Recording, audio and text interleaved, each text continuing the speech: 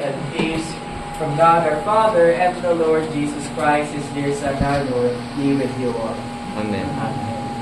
Para sa mga buhay ng mga mangingisda, everything is routine. From the beginning of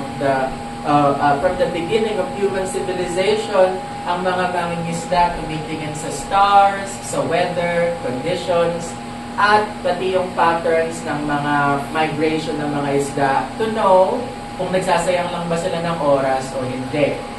My grandfather himself was a fish dealer, and even as a fish dealer, he knows the cycles of the moon. Alam niya na pag high tide, konti ang isda, pag low tide, konti ang isda, pag high tide, marami ang isda. Alam niya pag mayroong red tide, based on only looking at the calendar. Suffice to say, every time na nangingisda ang mga mangingisda, they know what they're doing. And this is exactly what we see in this scene in our gospel reading for today. Simon Peter fished, at nakita niya na, walang isda. Hindi niya kailangan magtagal doon para malaman niya na walang isda. Maybe he saw the moon, maybe he saw the weather, maybe he saw the patterns. And nakita niya na, there's no more use to keep going. In our lives, we always see these patterns not just with fishing. We see it everywhere. Ano nakikita natin? Alam natin na pang situation na ito na nangyari, hindi na tayo gagalaw. We know that it's hopeless. We know na napagdaanan na natin yan. Based on our experience, we know the outcome. Because we live in a world of patterns of chaos, which is a very peculiar contradiction. How can there be patterns in a world filled with sin and chaos? It's because the chaos often repeats itself. What doesn't repeat itself, however, is the good. The phrase, too good to be true, is often reiterated and sinasabi palagi ng mga tao pag nakaranas sila ng tinatawag na good things. Kagabi lang, nung kausap ko si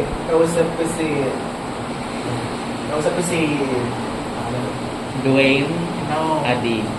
yung girlfriend nila, si Yura. Kagabi lang nakausap ko si Yura, she said,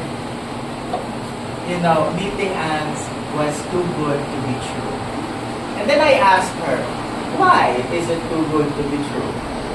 He's nice to me and he makes me happy. So what's too good to be true for her is the bare minimum. And that's what sin does to the heart. Every little good thing that we receive seems so alien for us. What is good and what is wonderful and what is kind often seem to be special. When the Lord wants us to have a life that is good, to do good as part of our lives as if it was routine, as if it was normal. But in this world, everything is routinely horrible. Everything is routinely bad. Everything is routinely sinful. So, it is always smarter to expect the worst. But Christ offers us something different. Ang sabi niya kay Simon Peter, yes, nakita ko lahat ng mga nakikita mo, the weather is not good, the moon is not in the right place, pero cast your net down. Ang sabi niya, what? Magsasayang lang po tayo ng oras, Lord, pero okay, ako yung mangingisda, karpintero ka na, pero okay, sure. It might be sarcastic, pero it was trust. It didn't matter na iniisip niya na walang mangyayari. But he did it, ang sabi ni Simon Peter, because of your word. Because you said so, Lord. I'm not going to look at these horrible patterns. That's obviously not going to amount to anything. But because you said it, I'm going to do it. There was doubt because he was surprised. Nagulat siya. Kung nakita niya na maraming isda na hindi nga niya makuha sa net niya, he didn't see it as just a normal phenomenon. He saw it as divine and miraculous. So, sobrang dami ng isda, sinabi niya sa ating Panginoong Jesucristo, lumayo ka sa akin, depart from me, I am not worthy. That is the response that we get, always. Not just for the grace of God, but also for every good thing that comes our way. Merong tao na okay na dumating sa buhay mo. Masyadong okay. Immediately you doubt. Baka ngayon lang okay to. Maybe I'm not gonna be happy tomorrow. Maybe we're gonna have problems tomorrow. Baka ngayon lang. So many people, especially among the young, they depart from it. They disassociate. They minimalize it, and they don't want anything to do with it because either I don't want her or him to get hurt, or I don't want to get hurt eventually. It's the same thing with Simon Peter. Okay, lalagay ko, pero alam ko naman walang darating dyan. Pero sabi mo eh. But when we are faced with something miraculous such as goodness, like that, the abundance of the fish, goodness does not come naturally to people. It never comes naturally to people. It's not received naturally by people. Even people that we really love, we doubt. Pag meron silang binigay sa atin, binigyan ng gift ng out of the blue, binigyan ka ng regalo ng kaibigan mo, anong kailangan mo? Agad. Out of the blue, naglinis ka ng bahay, sabihin ng nanay mo, anong kailangan mo? Because goodness is never natural. Especially within our state. And what more proof of original sin can we have than that? That we can never trust what is good.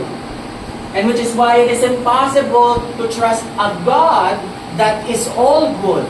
With your own efforts and with your own understanding, how can you be able to understand a God that is all good? When we can't even accept the little good that this world offers.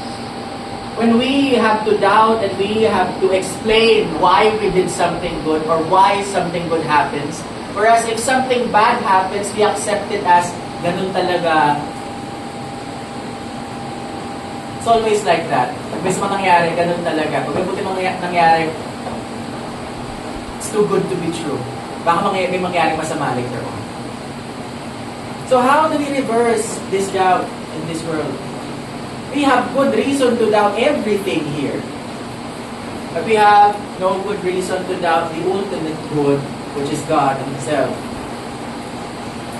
Ang sabi ng ating Panginoong Kristo, I will make you fishers of men.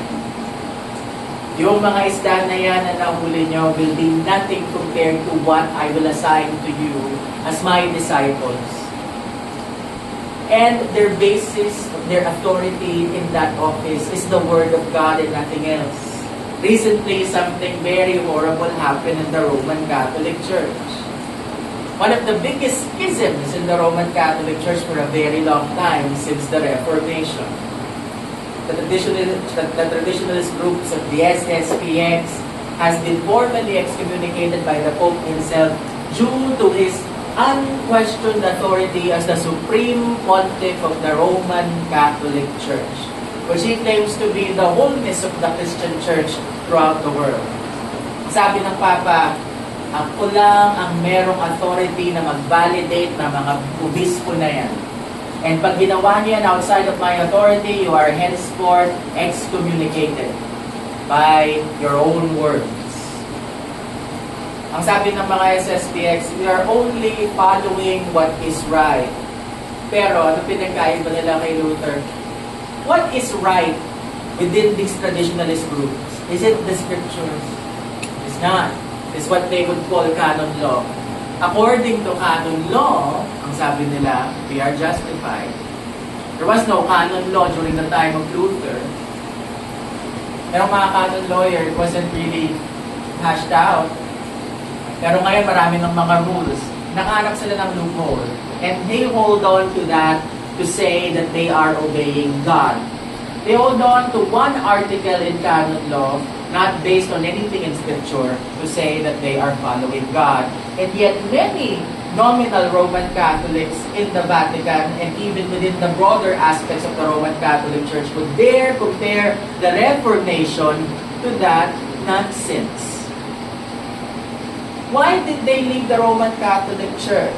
Is it because of the gospel? Is it because nababurden ng mga tao? No, they left because kumukunti yung burden ng mga tao. Now that the Roman Catholic Church is more accepting of Protestant ideals like grace and faith, ayaw nila nun. They want to keep people in the dark.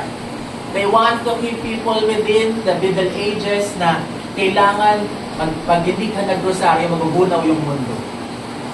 Things like that. Prophecies that came from random apparitions said by the Virgin Mary now. All of these things, all of that zeal and that love for tradition, there's nothing without the gospel. They are not fishing for men. They are fishing for validation. They are fishing for preference, and they are fishing for traditions that don't have anything to do with salvation. We love our traditions. Don't get me wrong. We worship in the traditional sense. We look to the altar and not to the people. Pero that is not what constitutes schism. What constitutes schism is the compromise of the gospel. Pag binasa niyo yung buong article, none of that has anything to do with the gospel. It all has to do with modernism. Merong gitara sa church, so aalis na ako dito. I mean, yes, that's horrible. Pero when I talk about these things, I never talk about just the practices. Tinatawag nga na lex orandi, lex credendi in Latin. What does that mean? You do, what you do is what you believe. So if you're practicing very weird things, kahit sabihin mo na you believe in the gospel, maybe you don't, kasi that's not what you're doing. But that's not why they left. That's not why they were excommunicated. They were excommunicated not because they were clinging to the truth. They were excommunicated because they disobeyed the Pope. At the very point of it, yun lang. It's not about the gospel. It's not about Jesus. It's not about justification. It's not about the salvation of souls. It was because of the ego of this man who proclaims himself to be the prince of the church. The first of all Christians. Which he directly took from who? The one that they claim to, that they truly love. The first among Christians is not the Pope. It's the Virgin Mary. What man can say that he has authority over all the souls of mankind? What man has the authority to say that with one word he can free every soul in the fires of purgatory, but he does not? And this is why we do not concern ourselves with these nonsenses. I've seen many Lutherans jive in doon sa discussions about the SSPX. Why do you care? We have solved that problem 500 years ago. And the Roman Catholic Church has continued to be hard-headed, has continued to reject the gospel, has continued to reject Christ and His mercy and His teaching, and continues to cloud it with all of these unnecessary things. The Roman Catholic Church from 500 years ago is unrecognizable from what we have today. But our confessions remain the same. Our liturgy remains the same. Our practices remains the same. And yet they say that we cause division. All division stems from Rome, not us. Sa kanila nanggaling lahat ng mga Protestant denomination na sinisid nila sa atin. Bakit nagkakaroon ng maraming sekta? Dahil sa mga Lutheran? No. It's because we do not teach the gospel and people get frustrated and leave and make their own stuff.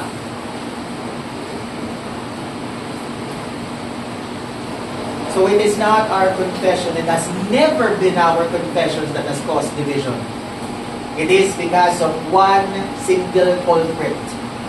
From the very first schism in the East and the West, what was the core? It is the seat of the Antichrist himself, the papacy. All division, all schism, all denominations stem from that one single problem, the papacy. So I ask you, dear Christian, if this is supposedly the head of the church, why then is he the host of all of this division? If He is there to unite all Christians, why then does He divide?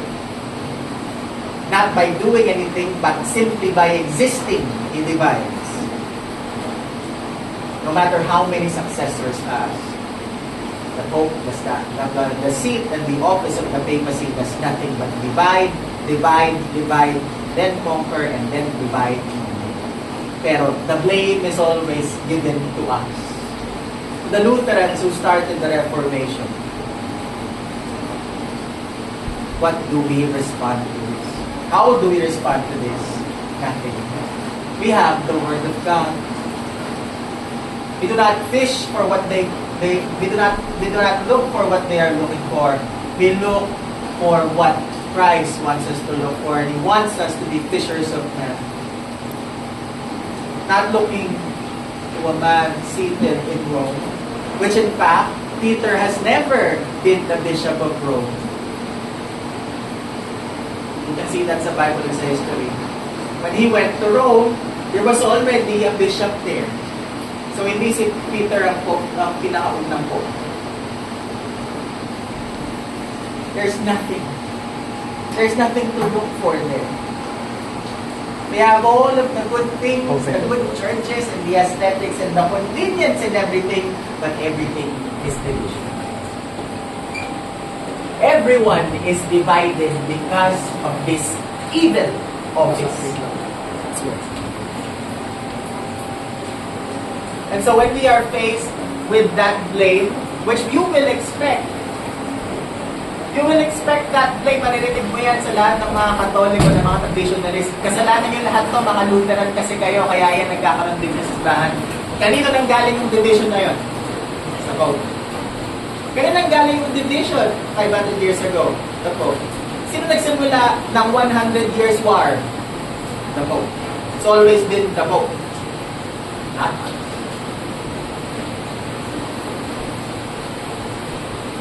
So, we look to Christ. Unity cannot be compromised by lies. Unity is only within the truth, the gospel. So go forth, be fishers. May the peace of God, which passes all understanding, your hearts and your minds, in Christ Jesus our Lord. Amen. Amen.